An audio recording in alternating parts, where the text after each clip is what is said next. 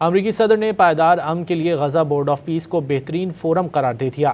Washington میں Gaza board of peace کے افتتاحی اجلاس سے خطاب میں انہوں نے باور کرایا کہ اہداف کے حوالے سے اس کے سوا کوئی متبادل نہیں۔ غزہ جنگ ختم ہو چکی، حماس کو ہتھیار ڈالنا ہوں گے، چاہتے ہیں غزہ کے لوگوں کا مستقبل روشن اور محفوظ ہو۔ انہوں نے دنیا بھر سے آئے سربراہان مملکت اور نمائندوں کا شکریہ ادا کیا۔ Today is a tremendous honor to welcome you all to the United States Institute of Peace for the inaugural meeting of the Board of Peace. Very important. I believe it's the most consequential board, certainly in terms of power and in terms of prestige. There's never been anything close because these are the greatest world leaders. Almost everybody's accepted, and the ones that haven't will be. Some are playing a little cute. It doesn't work. You can't play cute with me.